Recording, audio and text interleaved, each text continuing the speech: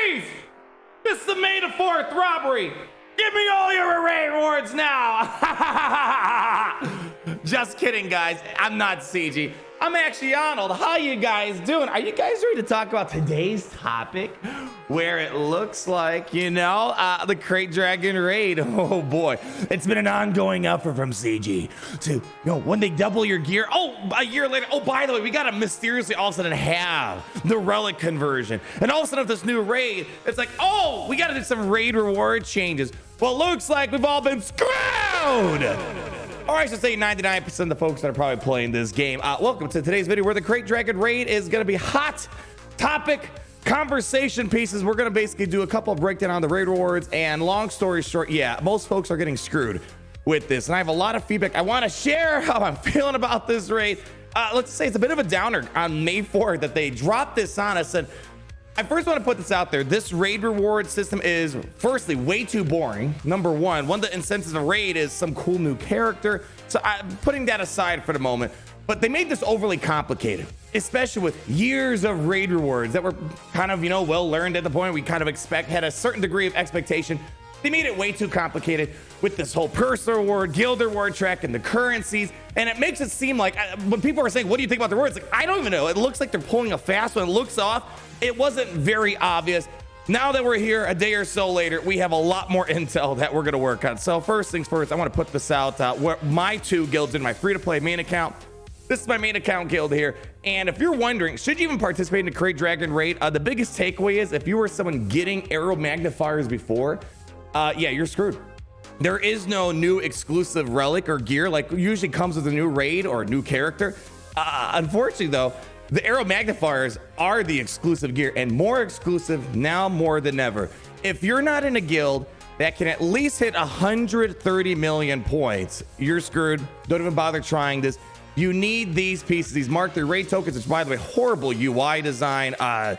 They're way too similar. They're we're getting to nitpicky stuff. I would at least give them different colors or something like that. That's a whole different point. I feel like they didn't put a lot of effort into the UI design of all this here.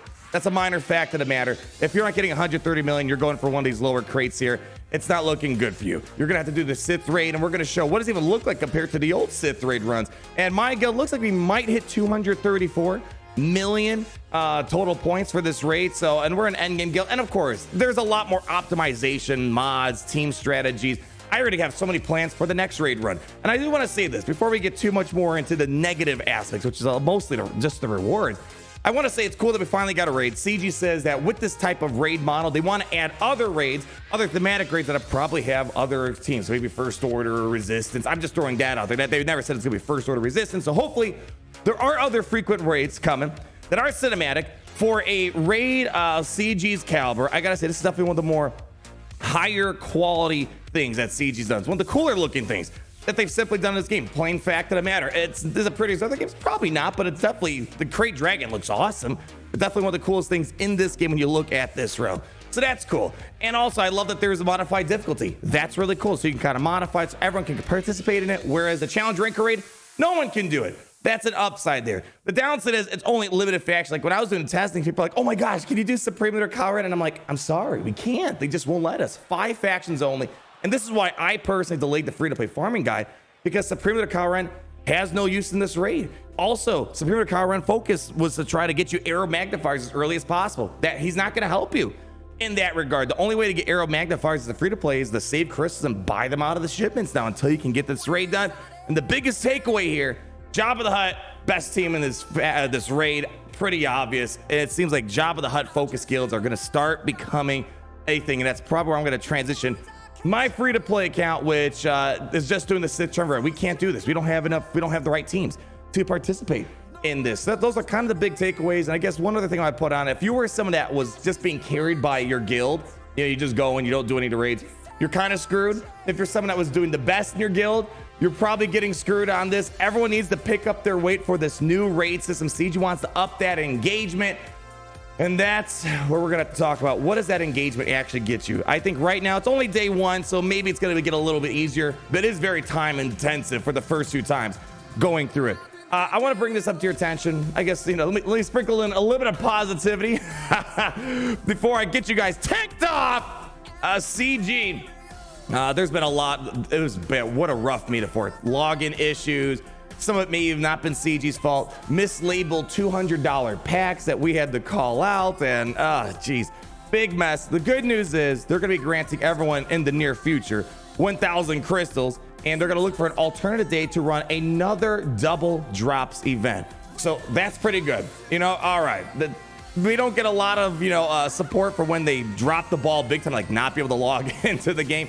It's nice. We're going to get another round of double drops. So big stuff here. What I want to highlight first is going back a couple months ago into February 2023 road ahead, where we first got our heads up on the Krayt Dragon Raid.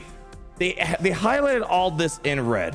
And I remember when I was reading this, I was already skeptical. It's like, oh man, we have to wait and see. Trying to give us equal rewards to what we had before, like in some sort of new conversion they were going through. And just knowing CG's track record usually sounds too good to be true, and it seems like that may have been the case. But I do want to read this real quick because in hindsight, some things make a little bit more sense. They're very specific with how they worded this. So here's what they said. While we will reduce the amount of locations where you can earn rewards, we've taken this into close consideration so that actively participating, here's where the red comes in, actively participating in a raid, regardless of difficulty, will earn rewards from the personal track that equal and replace the old, note the quote unquote, simmed rewards. I want to come back to that in a moment. Moving forward here, ensuring that all players retain access to those goods, players at higher difficulties to earn more points will steadily gain access to new additional rewards. Guilds participating at a high level of difficulty will see more bountiful rewards than the total sum of prior rate. So this seems to be true, that last part. If you are in a big guild like mine, I'm sure we're going to get bigger and bigger with the score. A lot of learning stuff going on, and there's already a lot of theory crafting and mod optimization. It's going to up that even more. That part I don't doubt. It's this other stuff that it's partly true, but it's also false. So note the quote unquote simmed rewards. The Synthatiger raid never got simmed, did it? They were supposed to add a simming functionality to the Synthatiger raid. They never got around to it.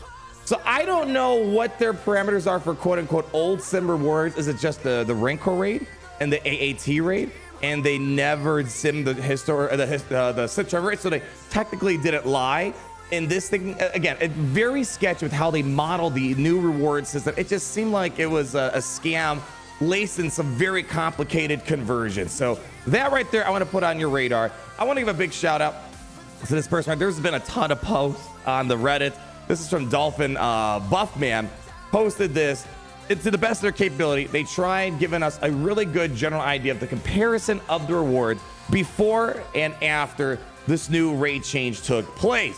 So long story short, there's a very evident that we are not getting the same rewards as before. And that's going to bring in, well, did they lie because the Synthatiger raid wasn't simmed? That's what I want to put out there. That's definitely very vague right there. But very evident right away, things that we are missing completely are guild tokens. And people use guild tokens like my free-to-play to get Kyrotex, for example, and other Gear 12 gear, or getting Wampa, Hermit Yoda, all that stuff. That's a lot of tokens that we're missing out on. So get 1, get 2, currency gone, guild tokens, all that stuff. Ship credits, no longer a thing as well.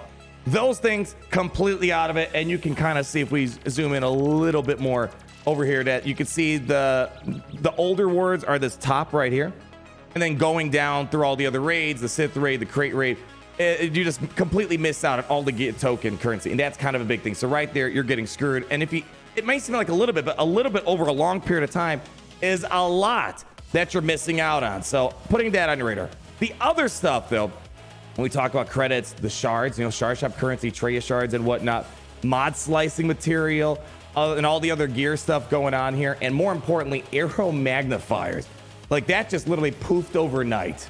And even though I was expecting like a new Relic 10, Krayt Dragon Pearl, Relic material, Relic 10 or whatever, the arrow magnifiers just became a lot crunchier than they ever were before. So just long story short, here's what you kind of see with the before and after. With the old, your shard shop was 780. Then you have the Mark 1, Mark 2, Mark 3 currency. Again, way too complicated with how they did all that. I have some suggestions to make it a little bit more simpler, kind of what we had before.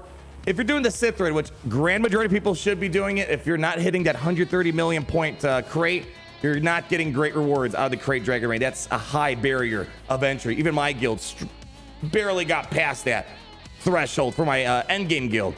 So if you're doing the Sith raid, you can see there's a big net difference going on here. They're showing, hypothetically, there's a minus 541 difference in shard shop.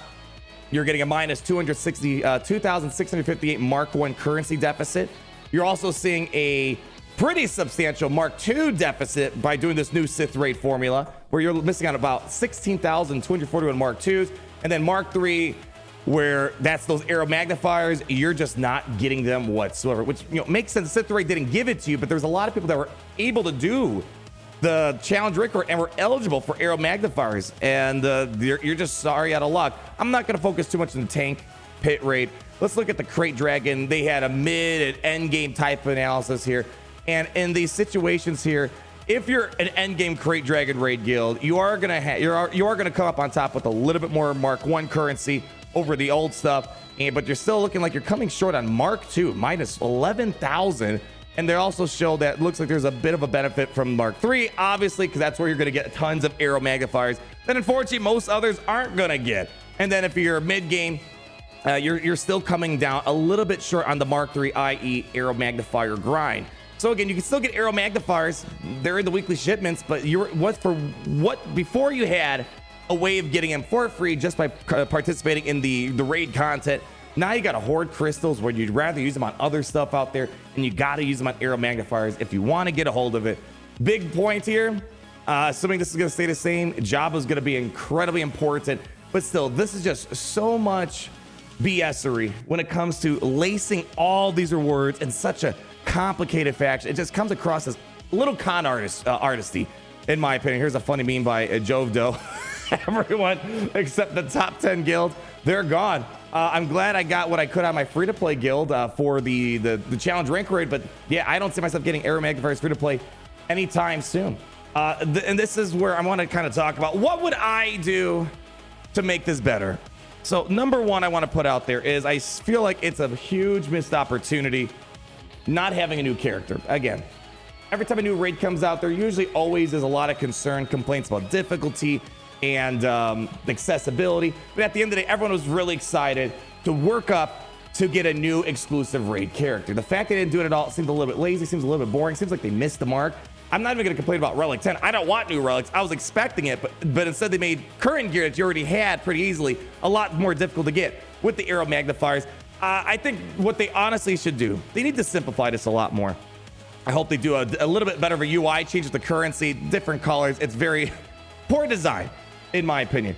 All they need to do to make it a bit more apparent that we are getting the same amount of rewards as before, especially the big cut in Gear 12, just why can't we just have the old raids back? Yes, we weren't playing the Rancor raid. We weren't playing the AT. Was it really that big of an inconvenience just to let us sim those? They were already on auto sim. Wasn't any effort. It was weird they took something away that was already kind of simmed for us. So I think that's the obvious thing to take back right away. If they really didn't want to have the sim functionality there, at least put it on the track when you're going through your purse or rewards. This makes you feel like I'm getting robbed before I even do any mathematical calculations. At least just like take those rewards from those raids, and as you progress, you can kind of like open up the crate you would have gotten, for example, inside of the Rancor raid, and then you eventually get to the AAT rewards a little bit more down the road, and then a little bit more down the road you get the Sith Triumvirate raids. So it's a bit more apparent you're not getting robbed. You physically have that satisfaction of getting it right away. Maybe this is their way of discounting the conversion because they're giving you the agency to pick your own rewards. And to be fair, agency on picking your rewards is a big thing. I don't want to undermine that. Being able to pick the rewards that you actually want instead of hoping RNG gives you what you want, it is a nice upgrade, but at the expense of taking away gear that we're seeing in relics, I don't know if that was worth the conversion rate. At the end of the day, but I do want to put it out there again, some more positivity, that it's nice being able to pick your own words, but I don't think it's worth that big of a significant discount. So it's quite disappointing that something I was really excited, finally getting a raid back after so long, just got massively gated, and things that people got, it got taken away. And for me, when I'm looking at these beats, it seems like they gave us some good stuff when we had finally remember how long it took for us to get our gear economy changes. They mysteriously forgot about it. We had to remind them. Let's not get into that story. But when they finally doubled the gear, it felt so good, right? And then all of a sudden, a year later, it took them again so long to do the next guild, the gear economy changes. Then they're like, oh wait, we gotta dial back the conversion for relics. And that's where it hit us. I called it a multi-$1,000 hit. I tried telling everyone, make sure you convert everything before the gear changes kick in for the relic conversion, because you're gonna get screwed. And hopefully you did, because otherwise you got screwed big time. It kind of feels like, all right, they tried to get the ground back on that. And now it feels like this new raid system is another way of getting us with the arrow magnifier grind. And again, all those different type of rewards that we looked at here, getting it back in CG's control. It's always about CG's control. Even Grand Arena, I know, even the Grand Arena changes, I've always had this opinion too. The Grand Arena changes put the crystal control back in CG's hands, whereas Fleet Arena and Squad Arena, it was more into player control hands. Now CG has a lot more control of how those crystals are dispersed through Grand Arena. They have much more control over how the meta is, what teams you got to build up, all that. So it feels like we're going backwards, and it doesn't feel good. And I'm just gonna put this out there. Let's just say our math that everyone's doing in the community is completely off. They still need to make some changes to just make it seem like we aren't getting screwed. But even to the math, I feel like the people in the community know the game better than CG. It feels like we really are getting screwed at the end of the day. But even when you look at the math, the biggest takeaways are guild event token currency and the arrow magnifiers gone. Poof, you're robbed. Get these new factions. I do hope that they're going to add more raids so other people can participate. I think it feels extra bad right now because not everyone has Jabba the Hutt. I mean, he's not inaccessible, but you know, he's still kind of newish. I'm definitely going to start focusing on the free-to-play account. Not everyone has Tuskens. Luckily, Old Republic seems pretty decent. I did some nice early stuff with them. I'm pretty impressed with Mandalorians, of Maul got a really solid run. So the teams are there, but not everyone has those teams. So I think it's going to depend how long until the next raid, what factions are going to be needed, and are they going to do anything about these rewards?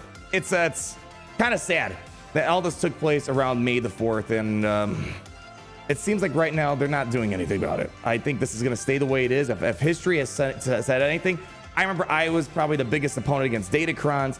I still refuse to spend money on Datacrons to this day. They're still here.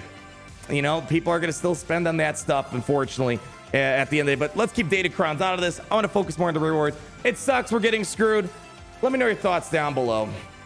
It's very disheartening that something we've been asking for so long, it got underneath. It was like a Trojan horse underneath the finally getting raids again, being able to experience these cinematic moments, which, as you've seen, I haven't really complained about the raid itself. I thought it was kind of fun, new theory, crafting potential, yada yada yada. It's unfortunately that there was a Trojan horse, and inside of it came these raiders that bamboozled lots of people out of gear, and that's a fact. And I would hate to, I don't want to believe, although it seems like that CG they were very careful with how they worded things with this quote unquote simmed and other things of that matter, to basically pull a fast one on us. So the info's out there. I'll leave links down. If you want to take a closer look at all the stuff that I talked about today, feel free to do so.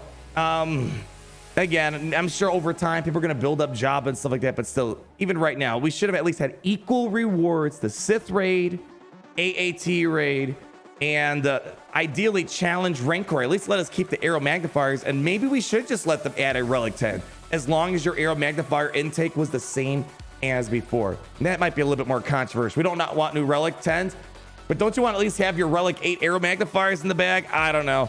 We're gonna wrap it up there, y'all. Disappointing. Yeah, it's disheartening, but you know, I think we kind of understand at this point that that's just how they run this game, unfortunately. I wish I could end on a happier note. I guess Revenge of the 5th, happy May the 4th. Hope you had a lot of fun Star Warsy stuff out of there. I'm looking forward to the double drops again and all that fun stuff. But here's my positivity. Always remember, my friends, that it's great to be in the Empire today. Oh, it's great to be in the Empire today. The sun never sets.